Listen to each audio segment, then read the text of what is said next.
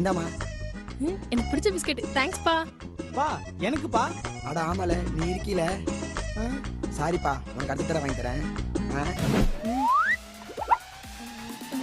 இந்த வீட்டுல யாருமே என்ன மதிக்க மாட்டாங்க. நான் எவ்வளவு முக்கியம்ட்டு அவங்களுக்கு நான் காமிக்கிறேன். நாளைக்கு நீ எப்படி தாங்குவாங்கன்ட்டு பாருங்க. பா அண்ணனுக்கு மெமரி லாஸ் ஆயிடுச்சுப்பா. என்னாச்சு எனக்கு? என்னமா சொல்ற? அவன் ரோட்ல போயிட்டு இருக்கும்போது நான் கூப்பிட்டேன். என்ன யாருன்னு கேக்குறான். ஆமா நான் எங்க இருக்கேன்? பாத்தியா? ஒர்க் அவுட் ஆகுது.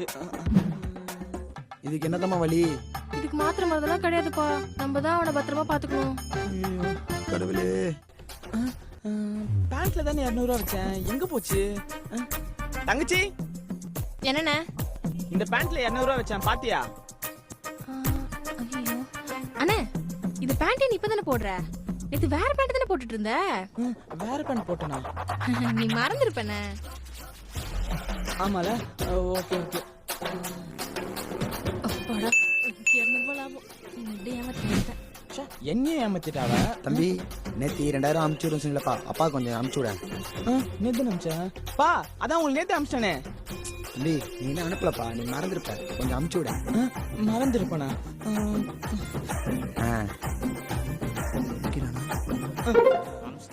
சரிப்பா. 2000 4000 ஐ நமக்கு தான்.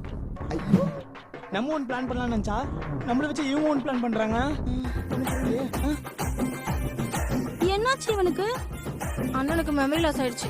பழசெல்லாம் மறந்துச்சு. என்னது? பழசெல்லாம் மறந்துட்டானா? இதுதான் கரெக்டான டைம். அவனை கழட்டி விட்டுடலாம்.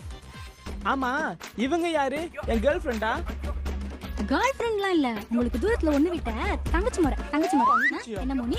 தங்கச்சி முறை. ஓ அப்படி. ஆமாமா. தங்கச்சி முறை.